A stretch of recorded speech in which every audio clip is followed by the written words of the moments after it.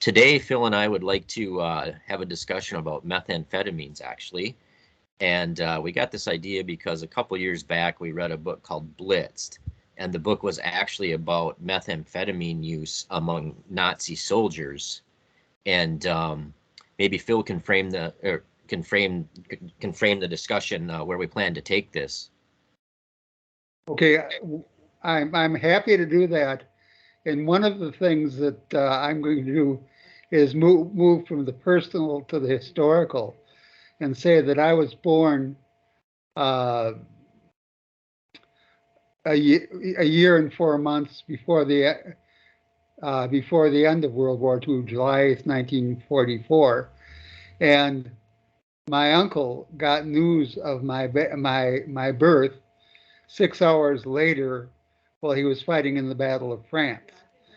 But I'm going to jump ahead 11 years after that, and now I'm a kind of a precocious grade school student who's just gotten a new transistor radio, and transistor radio at that time, and they were big as a lunch bucket, was really the cat's meow.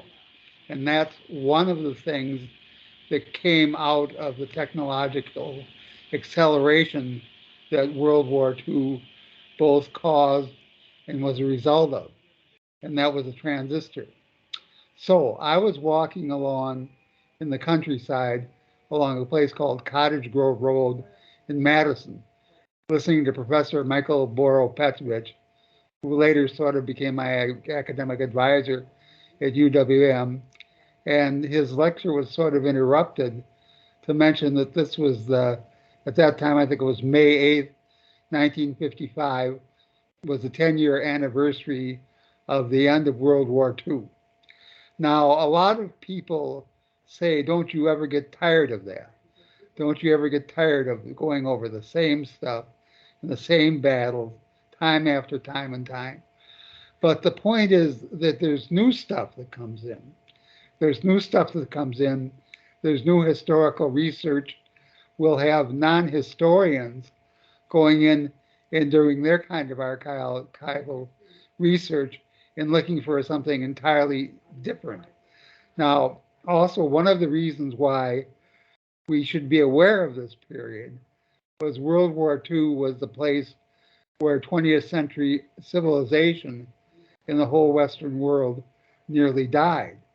Now there's fighting in the Ukraine with nuclear weapons on the edge of our consciousness, and that's part of the reality. So what we need to do is go and look at things like this book, Blitz, and I listened to a lecture by the author and say, well, we thought we gave the Nazis way too much credit. There, if you watched like I'm talking. There's an alternative reality historical show right now, and the Nazis are always shown in beautiful, clean uniforms, marching on parade, looking fearsome and awesome. But that isn't what Tim Oler, his name is, found out. He found out that methamphetamine was one of the things that gave the Nazis this huge ability to fight day and night, day and night, and night and day. And there was a particular battle, the Battle of France, that every military historian talks about. And they'll always say, well, this was the perfect realization of the German war agenda, the Blitzkrieg, the lightning war, the coordination of the elements, and Hitler could have probably taken Britain at that time. And then we continue to treat these Nazis with way too much a respect, because Brock, you can say something chemically about Pervitin and methamphetamine and how it might affect performance, and why it was not necessarily that they were a super weapon, but that they were something else. And we'll get to that later. So I'll pass the ball back to you for a while. Yeah, well, no, I mean, I guess most people probably understand methamphetamine. I mean, it can just make you, it's just a stimulant, but it's a very, very powerful one. So you can basically keep on going when your body would normally need to rest, but it comes at a cost. And you know, long-term health effects, you know, which people have seen meth users and the end results of that. Um, but yeah, there's nothing magical about the soldiers. They were just being exploited at like the long-term costs on their body. But I guess when you're in a world war, you don't worry about the long-term effects. You just worry about, you know, that battle, I guess, and getting on to the next day. So Yeah, well, and a way of looking at the at least the European war experience, and we're pretty much keeping it to that, is it really involved as far as the Nazis getting to a certain point, and then really in both Russia and then with defending in Normandy, where they simply could not go any farther. And Hitler was of the opinion that that he invaded Russia in June with the idea that it would be over by October, and he mm, ended up in early December with his army freezing to death near Moscow. You know, and then having to go that long, long retreat. Now, I want to say something about the fighting spirit of the Russians, and they're getting deservedly a lot of really bad press for what's going on now, in the way that they're sort of behaving like the Germans did, and that they're attacking the Ukraine with the idea of destroying it, making it part of Russia. And what I want to say is, in the town of Mariupol, there's a huge factory. It's a steelworks, and about 1,000 Ukrainians have dug themselves in there, and they're they've sworn to die defending this. And this is very much like what happened when the Germans invaded Russia the last time, 1942, 1943.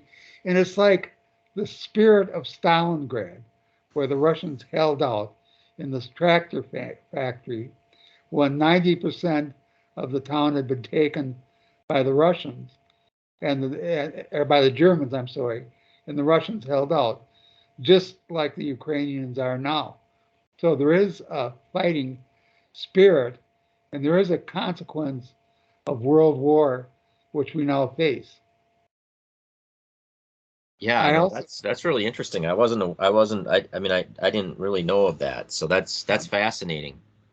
well, the way this thing is sort of playing out, my technical assistant and librarian, Catherine Courier, gave me a book to read by a guy named Timothy Schneider. Now, what I want to say, do you remember the guy's name that wrote the book of Blitz? It's Tim Oland or something like that. Yeah, I can't remember. I'd have to look it up. But but what I want to say is, he was a novelist. He wasn't particularly trained as a historian, but he was trained to actually go to the German archives. And apparently, the Germans had all the information about how Pervitin and these various substances were used to extend the Germans fighting farther and farther and farther. And everybody, when he wrote his book, they said, "My God, why didn't we think of that? Why didn't we think that that this was the real reason, and it was not some mythological thing, that some super weapon, Norse god of war, whatever they would like you to believe." But again, people that were stoned out, were just the kind of people you wouldn't want to be around. You wouldn't want to be at their parade. Yeah, And Norman Ohler's the guy's name, Phil. I just looked it Norman up. Ohler, and I watched a video by him. I didn't get a chance. I sort of read his book a couple of years ago, and he is such an engaging guy. I mean, the thing is, if we don't learn from history, we're going to repeat it again. And if we go with our mythology, if we in the days of nuclear weapons, it's a terrifying thing. I mean, we can say we've had a pretty good run, but on the other hand, we all have nieces and nephews and family members, and we owe it to the future to look at these myths. Uh, Kathy recommended a book to me called Black Earth, and it's sort of it came out 5 years ago, and it talks about the Holocaust. And the standard way you talk about the Holocaust is people will say, well, look at the high German culture. Look at all the wonderful things the Germans produced. Look at the operas, look at the science, look at all these things. And yet they did this horrible, horrible thing. And we should all get weepy about it or something like that. But what Timothy Schneider pointed out is that most of the things happened in the areas that Germany conquered, because they were the people who were the subjects were not under anybody's protection at all. If you were a German Jew, you had a better chance of surviving than if you were either a Pole or for that or a Polish Jew. And actually, Timothy Schneider talks about reading Mein Kampf, and you can see Hitler's war agenda then, and it's terrifyingly simple.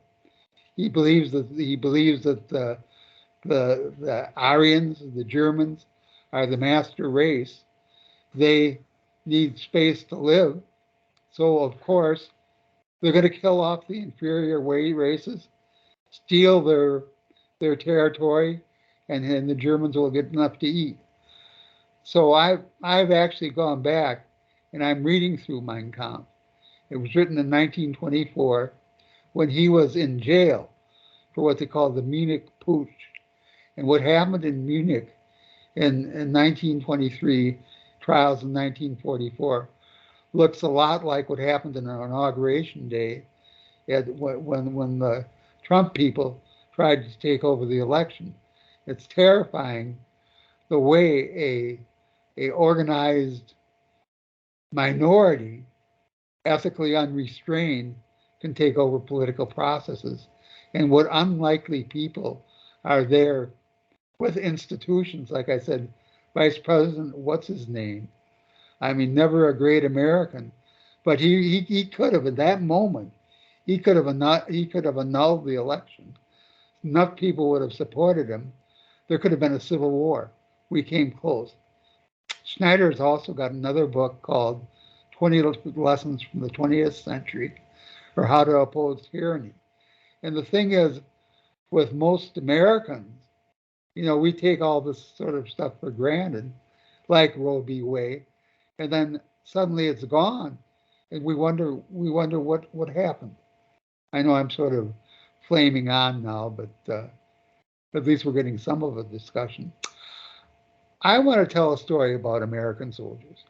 I've become the champion of American soldiers, guys like our parents or your parents, or I guess older than that, grandparents, who just went over there to do a job and all they wanted to do was come home. Now, another May 8th, probably in the late 70s, I had a German friend, and I happened to run into him on the day World War II ended, and he told me he was part of Hitler Youth and almost part of something called the Werwolves, and these were the last of the young Germans that were put into the Nazi army to be massacred by everybody. And he missed that, but he was taken prisoner by French soldiers who were fighting with Americans to overrun Germany. And he came as close as a machine gun getting cocked from being machine gunned with a number of other German French prisoners by this French captain, but an American captain with his 45 put it to the ear of the French captain and said, "We'll have none of that shit from you. We're Americans." And maybe that's the thing we got to come back with. We don't do that kind of shit. I mean, we can find lots of examples, maybe where we did something like that. But I'm more interested in talking about the ones where they don't. So that's what I have to say. And we got to hold this myth out. I was sitting with my uncle Philip. I'm named after him. We were in my mother's basement in 1985, and he pulls out this thing, and it says Heidelberg University in German, class of 1909.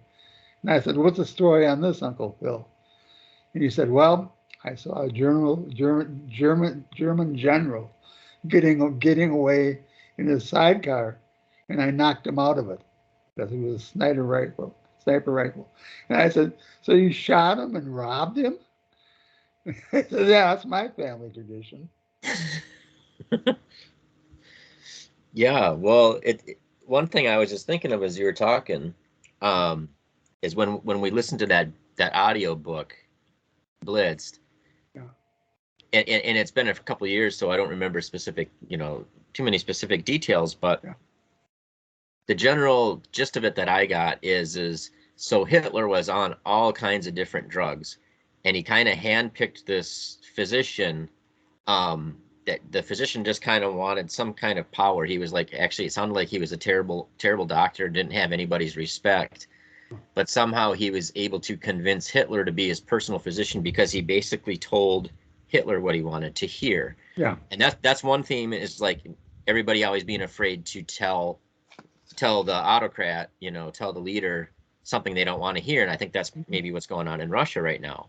Yeah. But so he had this doctor that would prescribe him whatever he wanted, basically. And so he was just trying to go on one different high to another, and would have drugs to counteract the highs, and Yeah. downers to, counteract the uppers. And it made me think, like, well, kind of like the big picture here of what happened is he got this in the Blitzkrieg thing. Soldiers got this short-term boost from the Yeah. methamphetamines, right? And it makes me wonder if his rise to power, when he was able to go out and do his speeches to the masses, and had all this weird stuff in his head, from this theosophy movement, and this Yeah. Madam, what is her name, Blazell, or whatever it is, Blavatsky. Yeah. Blavatsky. So he was like in this like psychotic and induced kind of like state of mania, where he could maybe rile people up and really, get people behind something, even if it was just completely nuts. The short term drugs probably helped him do that, right? Yeah. Like induce like this manic state where he could be very, like, I don't know if charismatic is the right word, but like he could really get people riled up. But then ultimately ended up losing the war because he was so strung out from taking all these drugs for so long. His body was giving out, his mind was giving out, and that was not represented like traditionally in history lessons. And basically he would override what his generals wanted to do, because he would have like these gut feelings, or these like psychotic induced delusions of how he should conduct these battles. And Yeah. ultimately it sounds like that's why they lost, otherwise we'd all be speaking German right now. So it's kind of interesting how, like nowadays, like a pharmacologist could look back and be like, yeah, that's how kind of drugs were. They work really good when you first do them, if you want to accomplish like one specific thing, but they come at a cost, both in the short term, but even a bigger cost in the long term. You don't get, it's just like the law of conservation of energy or something. You don't get something for free, and that includes like pharmacology, right? You don't get something where it only has produces a good result, and it doesn't come at a cost. And it's just kind of interesting, like these were the early days of pharmacology, where the German chemists were actually still kind of respected, and they were kind of like on the front line of developing these things, like one of them being what they called Pervitin, and we call methamphetamine. And maybe we'll wrap the show up pretty soon, because we're kind of in time constraints today.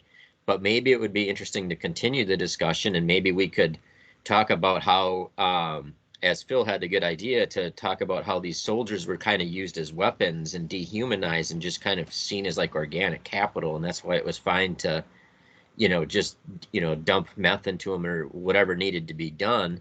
But when you think about it, it's kind of like when you dump meth into somebody, you get a short-term boost in output, but there's the extreme long-term consequences, and it would be kind of like having a production line and just being like, we're just going to go full bore, run it 24/7 as fast as it can go.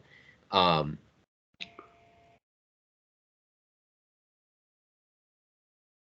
Are you there? Huh.